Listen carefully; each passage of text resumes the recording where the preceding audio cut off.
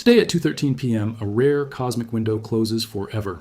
The Sun-Jupiter trine reaches its exact geometric peak today, that is 120 degrees of pure harmonic alignment, and it lands exactly 48 hours after the blood moon. That pairing is not coincidence. It is actually the rarest sequence in the entire astrological calendar, Purification, expansion. The eclipse 2 nights ago cleared and fully emptied the ground. And Jupiter today rushes in to fill every space that was freed. This is confirmed by planetary ephemeris data tracked globally. The last time this combination occurred was 2007. Before that, 1988. One cycle every 18 years. You're standing inside that window and it closes today at all. Stay here, because in just a few minutes, you will learn exactly what you must do before 2:13 p.m. this afternoon today. Here is the precise astronomy of what is happening above you now. The Sun sits at 14 degrees of Pisces in the sky today. Jupiter sits at 14 degrees of Cancer in the sky today, 120 degrees apart, a geometrically exact trine. The trine is the most frictionless geometric angle in the sky. Think of a sharp hairpin road bend versus a long sweeping arc. A trine is the sweeping arc. Energy moves through without force. And the planets involved make this particular trine historic. The Sun is the central source of all light and life we know. Jupiter is 11 times the diameter of planet Earth itself. Over 1,300 Earths would fit inside Jupiter's body. When these two enormous planetary bodies align in trine, watchers across every ancient civilization called this the Great Giving. The moment the cosmos opens its hands and releases abundance. Now here is the layer that most people are completely missing. Jupiter in Cancer operates in what astronomers call exaltation. This is not a mystical phrase. It is an empirical category. Babylonian sky priests tracked planetary positions for centuries and noticed Jupiter in Cancer correlated with maximum benefit. They cataloged this observation beginning around 600 BCE. Exaltation simply means this planet performs at its peak here. Jupiter in Cancer delivers what Cancer rules at its deepest.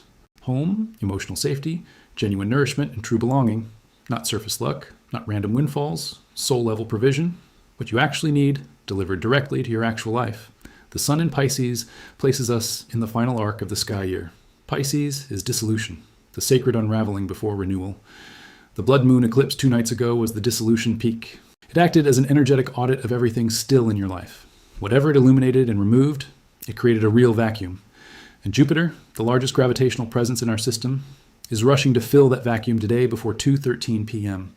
The ancients felt this harmony centuries before they had math, but they felt it with enough precision to build entire ceremonies. Stay with me, because what 3 ancient civilizations did next is the most important part of everything I share in this video. Now, back to what your ancestors understood about today exactly. 3 civilizations, 3 continents, 0 shared language, all constructed ceremonies around this precise sky combination, a benefic planet at full power following lunar purification. First, ancient Babylon, present-day Iraq, 26 centuries back. Chaldean priest astronomers kept meticulous records on clay tablets. Those tablets, now held in the British Museum in London, document a practice called the Akitu renewal following every lunar event.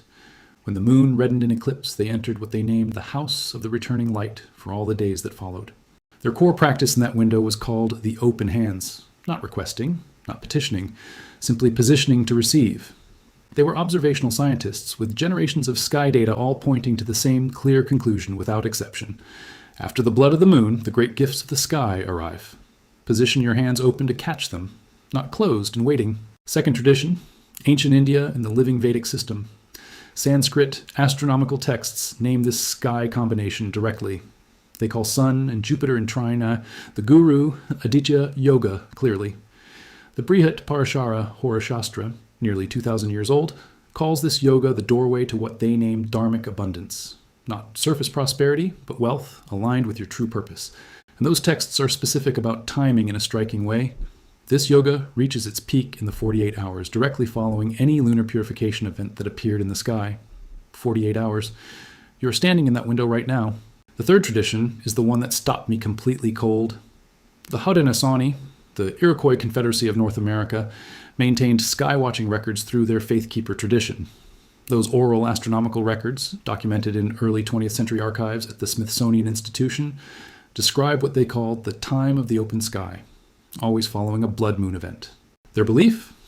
After an eclipse, the boundary between what is and what is becoming grows thinner than at any other moment, not what might happen. what is already traveling toward you now. They called this simply the time of turning the bowl right side. If your bowl is upside down, nothing poured into it can stay. The eclipse was the act of turning your empty bowl right side up. Today is the moment the great abundance begins to be poured. 3 civilizations, 3 continents, thousands of years apart, all arriving at the same precise conclusion through observation. After the blood moon, open yourself and position to receive fully. Not pursue, not earn more, not demand. Simply open and receive. I'm not claiming they predicted the future with total certainty. I'm saying they watched the same sky for centuries and built consistent conclusions from what they observed across generations. That is not superstition. That is centuries of careful data. And today we have something they did not. The exact timestamp. 2:13 p.m. That is when the trine peaks and then fades. Now I want to speak directly to you. Not about the sky above, about what has been happening inside you in the past few days. Because if you are watching this on March 5th, I already know something real and specific about your last 48 hours. You could not fully sleep the night of the blood moon eclipse, or you woke with a strange and sudden clarity about something you had been carefully avoiding for longer than you admit now. Maybe something ended. A conversation.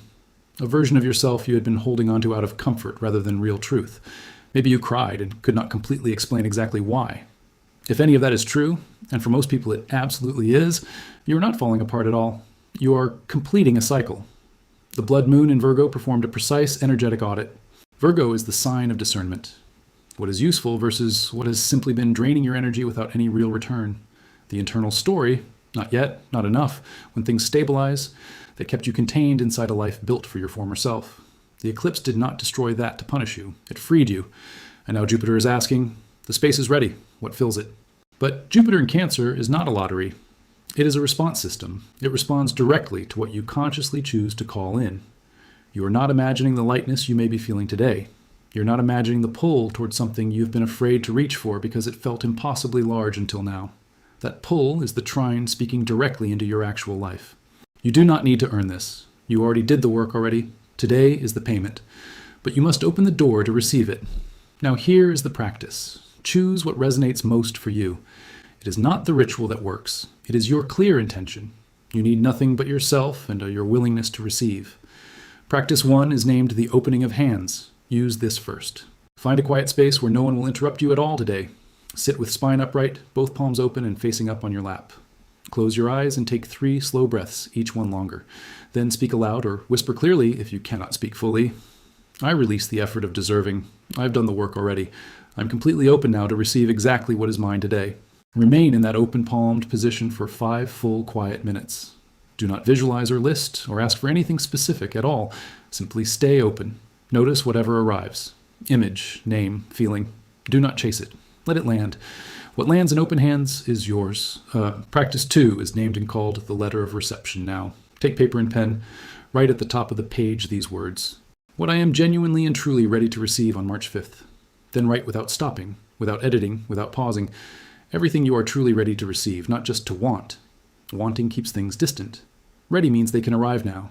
Write for 5 uninterrupted minutes. Then fold the letter once. Place it somewhere private. Do not open it again for 7 days.